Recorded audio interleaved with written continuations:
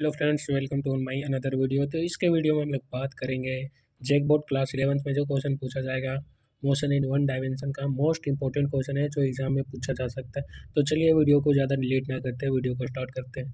तो पहला क्वेश्चन में हम लोग को बोला है which of the following is a type of motion.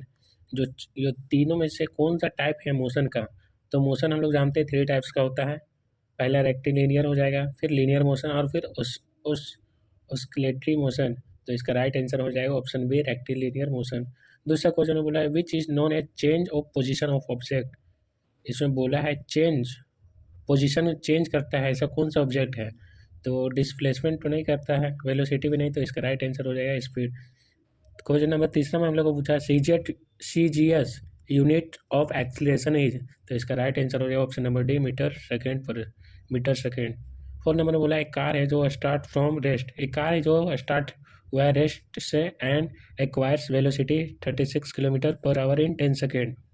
एक कार है जो रेस्ट में था, वो स्टार्ट किया गया है और उसका वेलोसिटी जो है 36 किलोमीटर दिया हुआ, वो भी 10 सेकेंड में। इसका पूछ रहा है एक्सीलरेशन क्या होगा। तो एक्सीलरेशन इसका हो जाएगा 2 मीटर पर सेकेंड। अगला क्वेश्चन में हम लोग को बोला है विच वन इज राइट। इसमें से कौन सा राइट है। तो राइट ऑप्शन नंबर ए सही हो जाए, v is equal to u minus 80। Question number 6 में बोला है which factor displacement requires. Displacement को इसमें से कुछ चीज़ का ज़रूरत है। मैग्नीट्यूड का ज़रूरत है, डायरेक्शन का है, या C both A and B, या डी नॉन ऑफ दीज। तो इसका राइट आंसर हो जाएगा ऑप्शन बी, डायरेक्शन। 7 नंबर बोला at any state of time acceleration is known as unique. इसका राइट आंसर हो जाएगा option number D, uniform acceleration. अगर कोई भी है एक पार्टिकुलर टाइम में उसका एक्सीलरेशन हो, उसी को बोलते हैं हम लोग यूनिफॉर्म एक्सीलरेशन। अगर वह पार्टिकुलर टाइम में ना हो तो वो हो जाएगा नॉन यूनिफॉर्म एक्सीलरेशन। तो इसका ऑप्शन राइट हो जाएगा ऑप्शन नंबर डी। फिर अगला क्वेश्चन हम लोग को बोला, अगला क्वेश्चन में बोला है विच कैन बी जीरो। क्या जीरो हो सकता है। डिस्टेंस जीरो हो सकता है, डिस्प्लेसमेंट या स्पीड, या नॉन ऑफ दी। तो हम लोग जानते हैं इसका राइट आंसर हो जाएगा option number A, distance. Which can be zero, कौन जीरो हो सकता है, लेकिन इसका राइट आंसर डिस्टेंस नहीं होगा, डिस्प्लेसमेंट हो सकता है। काहे कि अगर कोई ऑब्जेक्ट अगर यहाँ से यहाँ तक गया, फिर यहाँ से यहाँ तक वापस रिटर्न आएगा, तो इसका डिस्प्लेसमेंट जीरो हो सकता है, पर स्पीड नहीं हो सकता है। तो इसका राइट आंसर हो जाएगा ऑप्शन नंबर बी, डिस्प्लेसमेंट। फिर मोशन इन 2 डायमेंशन का भी इंपॉर्टेंट क्वेश्चन देखेंगे। The path follow by of an object during projectile motion. तो इसका राइट आंसर हो जाएगा option number B, trajectory. The shape of trajectory is parabola. फिर अगला क्वेश्चन हम लोग को दिया गया है horizontal range is maximum of. Horizontal range maximum कितना होता है, 45 डिग्री होता है। Maximum range is given by, maximum range क्या होगा। तो इसका राइट आंसर हो जाएगा u square by 2g। Maximum height is obtain at angle. Maximum height कितना रहेगा एंगल का। तो इसका राइट आंसर हो जाएगा option number A, 30 degree. Expression for horizontal range R. Expression क्या होगा हॉरिजेंटल रेंज का। तो इसका राइट आंसर हो जाएगा option number A, u square sine 2 theta by ji.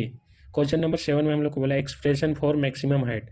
Expression हम लोग को फाइंड करना है मैक्सिमम हाइट का क्या होगा। तो इसका राइट आंसर हो जाएगा u square sine square theta by 2g।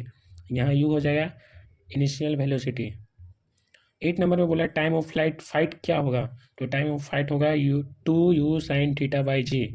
9 number question में बोला time of ascent and descent is. तो इसका राइट आंसर हो जाएगा option number A, T A is equals to T D. हम लोग इसी के साथ स्केलर एंड वेक्टर का भी इंपॉर्टेंट क्वेश्चन देख लेते हैं। Vector is defined. वेक्टर का क्या होता है, मैग्नीट्यूड भी होता है, डायरेक्शन भी होता है। तो इसका राइट आंसर हो जाएगा option number C, both A and B. अगर हम लोग का स्केलर पूछता तो ओनली मैग्नीट्यूड होता। अगला क्वेश्चन ने बोला स्केलर इज डिफाइंड एज। तो बोल लेते हैं अभी जो स्केलर में होता है बस मैग्नीट्यूड होता है, और वेक्टर में मैग्नीट्यूड के साथ डायरेक्शन भी होता है। तो 2 का राइट आंसर हो जाएगा ऑप्शन नंबर ए, मैग्नीट्यूड। अगला क्वेश्चन में 3 में बोला I unit vector has modulus. अगर यूनिट वेक्टर है उसका जब मॉडुलस करेंगे तो क्या होगा, 1 होगा। 4 नंबर में बोला इक्वल वेक्टर्स हैव इक्वल। क्या, अगर दो इक्वल चीज़ें मान लीजिए 2 है और यहाँ 2 है, तो इक्वल वेक्टर हैव इक्वल, तो इक्वल हो जाएगा।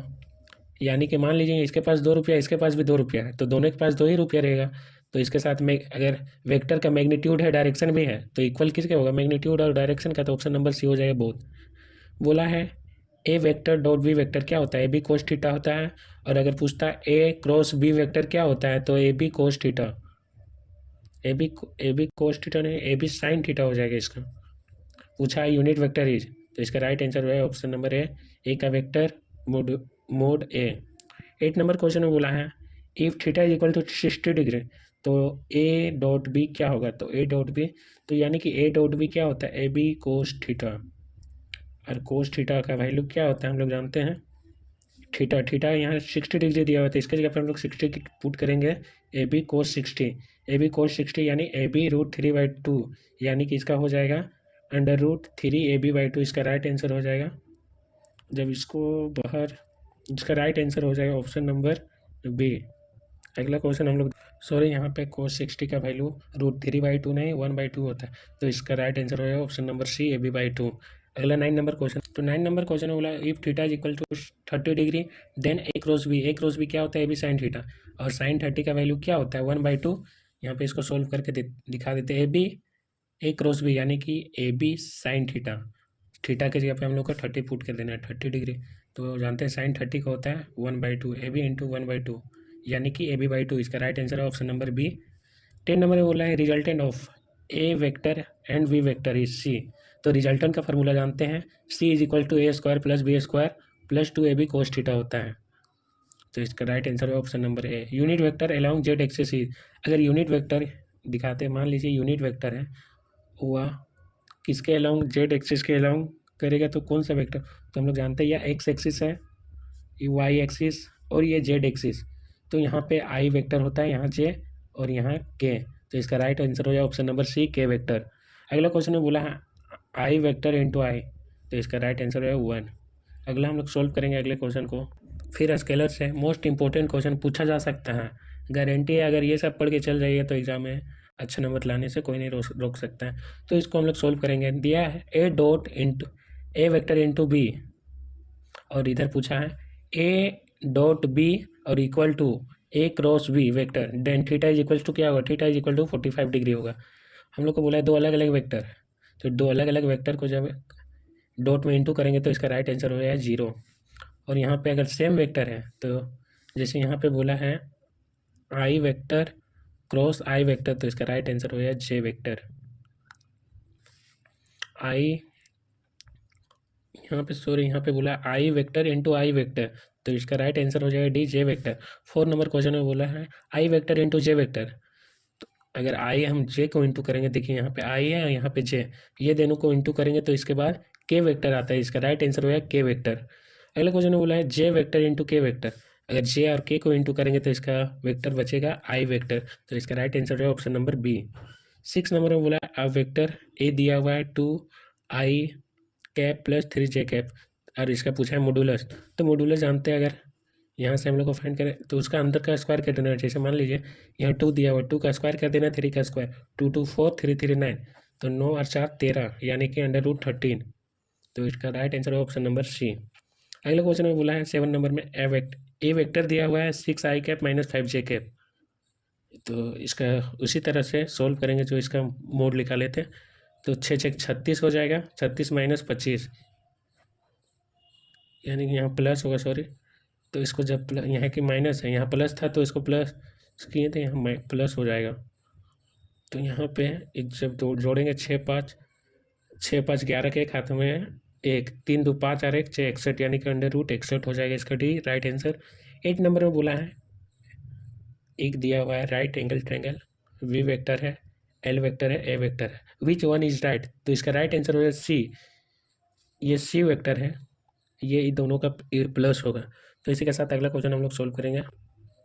If a and b are perpendicular then, अगर ए और बी परपेंडिकुलर होगा तो इसका क्या होगा? तो सी होगा √a² plus b² plus 2ab, या फिर c is equal to √a² minus b², या सी नंबर में बोला गया है c is equal to a² plus b², या डी में c is equal to √a plus b, तो इसका राइट हो जाएगा ऑप्शन नंबर सी।